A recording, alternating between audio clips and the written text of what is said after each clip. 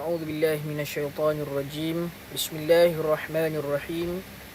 الحمد لله رب العالمين، والصلاة والسلام على أشرف الأنبياء والمرسلين وعلى آله وصحبه أجمعين. رب اشرح لي صدري ويسر لي أمري واحلل عقدة من لساني يفقه قولي. أما بعد. Baik, pada kelas yang terakhir kita telah pun belajar tentang dalil golongan yang akan ada di hari kiamat.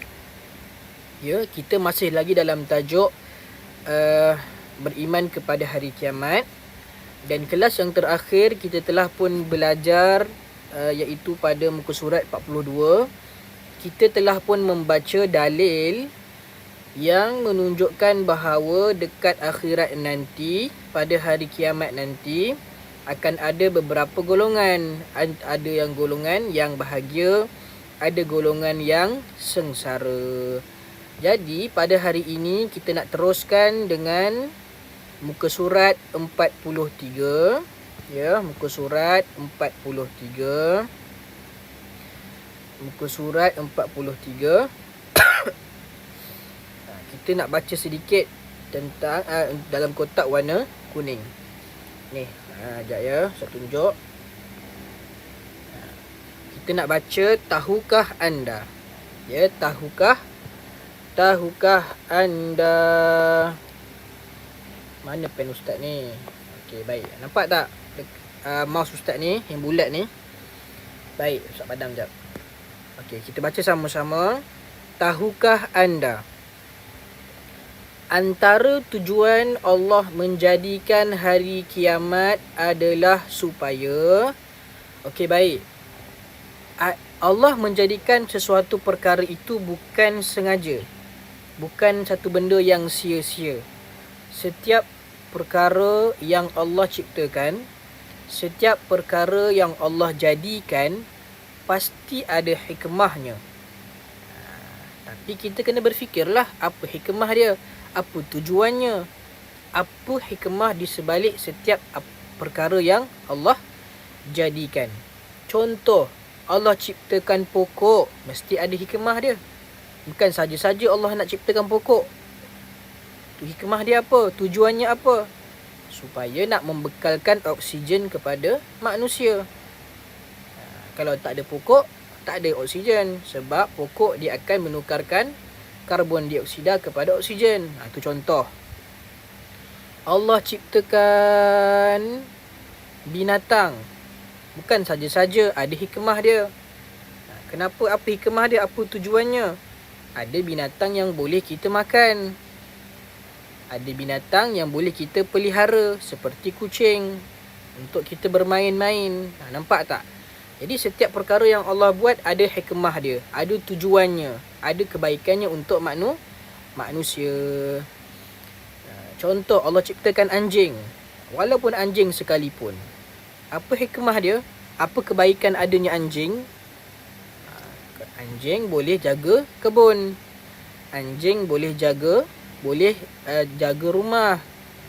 Kalau orang dulu kadang-kadang menggunakan anjing untuk berburu, kadang-kadang untuk menjaga kebun daripada diganggu binatang-binatang yang lain.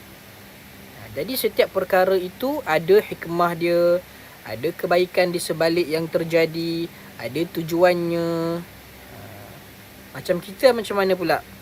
Apa tujuan Allah ciptakan kita? Wa ma khalaqtul jinna wal insa illa liya'budun. Tidaklah Allah ciptakan manusia, tidaklah Allah ciptakan jin, melainkan illa liya'budun, melainkan untuk beribadah kepada Allah. Jadi kita ini diciptakan untuk beribadah kepada Allah. Jadi sama juga dalam bab yang kita belajar, iaitu hari kiamat, ada tujuannya, ada hikmah diciptakan hari kiamat. Hari kiamat pun Allah cipta, Allah jadikan hari kiamat. Kalau Allah tak nak jadikan hari kiamat, boleh tak? Boleh je. Lepas manusia mati, duduk dalam kubur je, duduk dalam alam barzah je. Boleh tak? Boleh. Kalau Allah nak buat macam tu, boleh. Sebab itu adalah kuasa Allah, hak Allah. Tapi tidak. Kerana Allah memang nak menjadikan hari kiamat. Allah nak jadikan hari kiamat. Baik, apa tujuannya? Ini kita baca. Yang pertama, cuba tengok skrin. Yang pertama, setiap hamba mengabdikan diri kepada Allah. Tujuan Allah jadikan hari kiamat supaya hamba dia kena beringat bahawa diciptakan kita ini untuk mengabdikan diri kepada Allah. Ibadah tu abdilah tu. Mengabdikan, menyembah Allah. Ya, mengabdikan diri kepada Allah. Yang kedua, manusia segera bertaubat setelah menyedari perlakuan dosa. Bila kita teringat, Allahu Akbar, nanti ada hari kiamat, nanti ada syurga neraka, nanti kita akan dihisab, nanti kita akan ditanya oleh Allah. Jadi perkara-perkara macam tu membuat kita takut, membuat kita sentiasa beringat, aku nanti, satu hari nanti aku akan berada di padang mahsyar, aku akan dihisab, aku akan ditimbang amalan-amalan aku. Jadi sebab itu, bila kita teringat perkara-perkara macam tu, manusia ni dia akan bertaubat. Cepat-cepat bertaubat kerana dia tahu satu hari nanti dia akan dinilai oleh Allah Subhanahu wa Ta'ala. Jadi nombor 2 apa? Manusia segera bertaubat setelah menyedari perlakuan dosa. Yang ketiga, menggandakan amalan kebajikan dan segera meninggalkan perkara mungkar. Ya, apabila kita beriman bahawa hari kiamat itu akan ada, jadi kita akan sentiasa nak buat perkara-perkara yang baik. Kita akan sentiasa nak buat perkara-perkara kebajikan. Dan kita akan berusaha untuk meninggalkan perkara-perkara maksiat, perkara-perkara mungkar. Kenapa? Kerana kita takut. Kita takut kita akan sengsara dekat akhirat nanti. Sebab itu, tujuan Allah jadikan hari kiamat salah satunya adalah supaya manusia ini sentiasa beringat untuk melipat kali gandakan, memperbanyakkan amal-amal soleh dan berusaha meninggalkan perkara-perkara mungkar. Baik, yang keempat, kenapa Allah jadikan hari kiamat? Kerana meningkatkan keimanan orang Islam sepanjang masa. Betul. Siapa-siapa yang beriman kepada hari kiamat, dia sentiasa iman. Bila dia teringat tentang hari kiamat, iman dia akan naik. Dia akan rasa takut. Dia akan bersungguh-sungguh untuk melaksanakan perintah Allah. Dia akan takut nak buat dosa. Iman dia kepada Allah akan meningkat. Dan memang bila kita teringat hari kiamat, kita sentiasa akan nak buat perkara-perkara yang baik supaya kita berjaya dekat hari akhirat nanti. Baik, dan yang terakhir, yang nombor berapa ni? 3, 4, 5. Nombor 5, menetapkan balasan terhadap amalan manusia dengan penuh keadilan. Jadi Allah Subhanahu wa Ta'ala menciptakan hari kiamat, di antara lain tujuannya adalah untuk memberikan balasan kepada manusia dengan penuh keadilan. Allahu Rabbi. Ya, nanti dekat hari kiamat nanti, yang hakimnya siapa? Allah lah yang menjadi hakim di antara semua makhluk. Ya, Allah lah yang menjadi hakim untuk menghakimi semua makhluk. Termasuklah jin, termasuklah binatang. Ya, dekat dunia ada manusia yang khianat kepada manusia lain, ada manusia yang menzalimi manusia lain. Jadi dekat hari akhirat nanti, Allah akan menjadi hakim untuk mengadili perkara-perkara tersebut. Hatta untuk binatang sekalipun. Hatta untuk jin juga.